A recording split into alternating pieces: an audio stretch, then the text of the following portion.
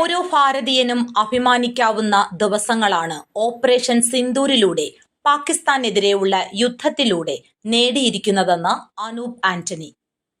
Operation സിന്ദൂരിലൂടെ Pak ഭീകരതയ്ക്കെതിരെ ശക്തമായ തിരിച്ചടി നൽകിയ ഭാരത സൈന്യത്തിനും പ്രധാനമന്ത്രിക്കും അഭിവാദ്യമർപ്പിച്ചുകൊണ്ട് നടത്തിയ ത്രിവർണ സ്വാഭിമാന യാത്ര ഉദ്ഘാടനം ചെയ്ത് സംസാരിക്കുകയായിരുന്നു അദ്ദേഹം. ഈ ഓപ്പറേഷൻ സിന്ദൂർ നടത്തിയ ഭാരതമാണ് ഇത്, പുതിയ ഭാരതമാണ്. പ്രധാനമന്ത്രി നരേന്ദ്രമോദിജി പറഞ്ഞു, ഇനി പാകിസ്ഥാനുമായി യാതൊരു ചർച്ചയുമില്ല. ആണവായുധത്തിന്റെ ഭീഷണി മുഴുക്കി ഞങ്ങളെ ഭയപ്പെടുത്താൻ നോക്കണ്ട, ആ കാലം കഴിഞ്ഞു.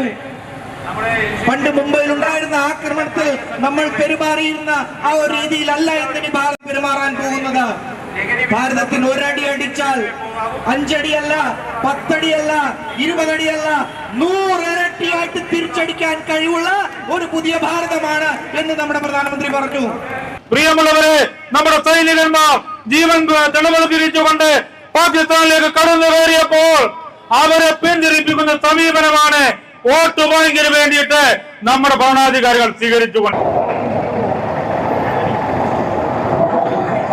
നേരെ പാകിസ്ഥാൻ എന്ന തെമ്മാടി രാഷ്ട്രം കാട്ടിയ നെറികേടിന് പരിഹാരം കൊടുത്തപ്പോൾ പാകിസ്ഥാന്റെ മണ്ണിൽ പുതിയ യാത്രകൾ ഇതുവരെ കടന്നു വരികയാണ്.